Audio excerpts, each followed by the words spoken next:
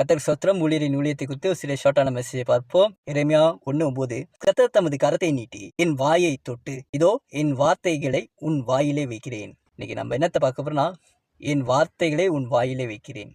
அப்ப கர்த்தருடைய வார்த்தை நம்மகிட்ட எல்லாத்துக்கிட்டையும் பேசுறதுக்கு தான் இருக்கணும். கர்த்தருடைய பிள்ளைங்க கர்த்தருடைய வார்த்தையா இருக்கணும். நம்ம உலக பேச்சா பேசாதபடி, உலகத்தோடைய கோபத்தின்படி நம்ம பேசாதபடி, நம்ம ஒரு ஞானத்தோடு தேவனுடைய வார்த்தை இது என்ன சொல்லுது நிதானித்து செய்ய முடியும். அது பரிசுத்த ஆவியானவர் இருந்தால் தான், அவருடைய வார்த்தையை படிக்கும் போது தெரிஞ்சால் தான் நம்மளுக்கு அந்த கரெக்டாக ஏற்ற நேரத்தில் நம்மளுக்கு பேசி கற்றுக் கொடுப்பாரு.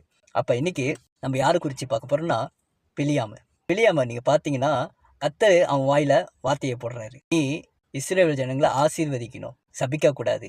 அதுதான் அவர் கர்த்தர் கொடுத்தாரு. ஆனால் பாலாக்கு மோவாபியர் ராஜா, நீ இஸ்ரவேல் ஜனங்களை சபிக்கணும்னு சொல்கிறாரு. இன்னைக்கு நம்மளும் கர்த்தருடைய பிள்ளைங்க தான், ஊழியக்காரங்க தான். ஆனால் நம்ம என்ன செஞ்சிடக்கூடாது, அவிசுவாசிகளோட பேச்சு கேட்டு நம்ம பாவம் செஞ்சிடக்கூடாது, அவங்களுக்கு ஏற்றதா பேசிடக்கூடாது. கர்த்தர் சொன்ன வார்த்தையை கர்த்தர்கிட்ட நம்ம சொல்கிறவங்களா இருக்கணும். அப்போ இவர் உள்ளத்தில் நம்மளுக்கு பொருளாசை, பணத்தாசை, நெக ஆசை, நிலத்தாசை இதெல்லாம் இருந்துச்சுன்னா நம்மளுக்குள்ள பிசாசானவனோட ஆவிகள் வரும். அவனுக்கு ஏற்ற ஜனங்களை பார்த்தோன்னே அவங்களுக்குள்ள சாஞ்சிருவோம். அதனால தான் இந்த பிலியாமுக்கு அவனுக்குள்ள பொருளாசை, அவன் கொடுக்குற காணிக்கை ஆசை வந்தனால அவனுக்கு ஏற்றபடி ஒரு தீர்ப்பு அழகாக சொல்லிட்டு வந்துட்டாரு. தேவனுக்கு கோபத்தை மூட்டுற மாதிரி மோவாபிய ஜனம் இஸ்ரேல் ஜனங்களோட கலந்துச்சுன்னா தேவன் கோவப்பட்டு அந்த ஜனங்களை அழிப்பாரு அப்படின்னு சொல்லி தேவனுக்கு பிடிக்காத காரியமா ஆயிடுச்சு. கடைசியா பிலியாம அழிச்சு போடுறாரு.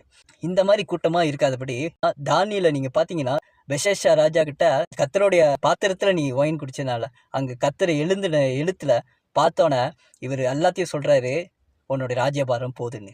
அவன் எவ்வளவு ஆஸ்திகள் கொடுத்தாலும் அந்த காணிக்கையை அவன் ஏற்றுக்கொள்ளல.